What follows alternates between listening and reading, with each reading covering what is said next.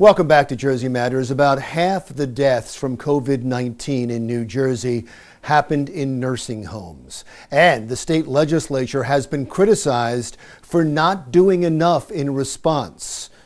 We talked to Senate Majority Leader Loretta Weinberg about that accusation and about borrowing $9.9 billion to plug the state budget. Senator, thank you so much for doing this. It really is always a pleasure to talk to you. Thank you for having me. It's always a pleasure.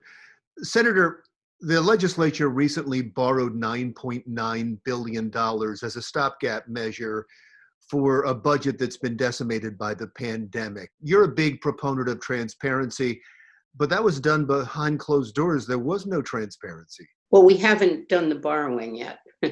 So there's still time for that? Because there will be transparency. We are going to go through the entire budget process, except it's a 9-month budget that we have to adopt by October 1st.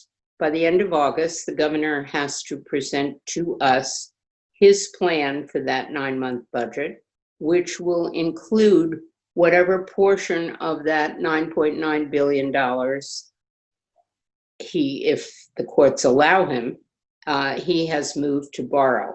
I want to talk about you've also been out in front in talking about New Jersey Transit and their leadership. You want some changes. Could you explain that? We passed a bill, became law, and the governor signed it, which what we thought created a much more robust NJ Transit Board of Directors. We found over the last number of months that there were some gaping holes, and we have a new bill, hopefully going through the legislature, that will tighten up some of those. I believe that we should have a open, transparent, robust board of directors for New Jersey Transit, people who are nominated by the governor and go through the advice and consent issues in the Senate, who will report to the public, who will represent, I keep on telling these new board members, what your job is to represent the riding public, the bus riders, the train riders, and be their voice and their advocates. We're taping this early in the week just today because things change so quickly before this airs.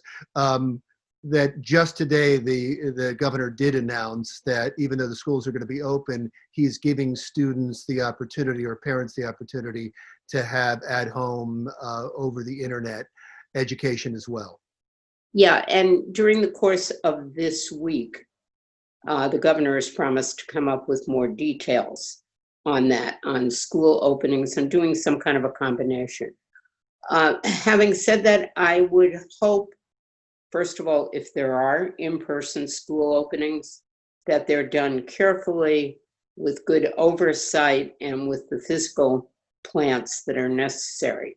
And then if we do some combination of online learning, that it is actually online learning and that we bridged the so-called digital divide. I mean, I know from talking to my own grandkids and talking to other people's children here, it hasn't exactly been an even wonderful exchange. I pictured it was going to be teachers sitting before groups like you and I are doing at this moment, but apparently that's not what happened. In some cases, kids are just sent workbook pages to fill out and they send back. So I think we need a much more robust digital divide conquered on how we actually teach children. And it's really hard. It is so heartbreaking because it's not only the subject matter that a child learns in the classroom, but it's the interaction, it's the socialization, it's the making friends, it's playing on the playground. And when I look around and I see the people I know, youngsters, young people who graduated and they don't know whether they're going to be able to go to the colleges they thought they got into, younger children who were confined to their homes and just did not be able to partake in the educational system that we all thought everybody was entitled to. That outgrowth from coronavirus, we probably won't know a lot about until a generation from now. The disease itself has no rule book yet.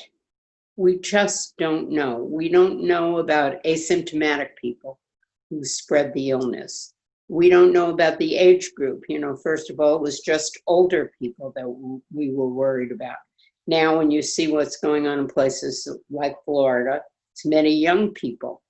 So until there is a better scientific understanding of the coronavirus, and hopefully a vaccine and a more trusted, robust treatment protocol, we're going to have to take every stopgap measure we can to keep people safe. And I will say, though I have differences with the governor over the details of some of this, the numbers in New Jersey is a testament to his gutsy leadership in terms of shutting down the state when he did, and of keeping it shut down. So I think until the scientific community can get their arms around this illness, we are always going to have to err on what seems to be the safer avenue. Wonderful. Thank you so much for your time. It's Thank always good to talk to you, Senator.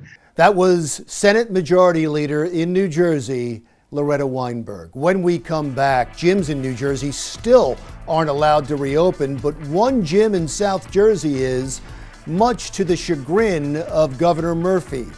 We'll pay a visit to Attila's Gym in Belmar when we come right back.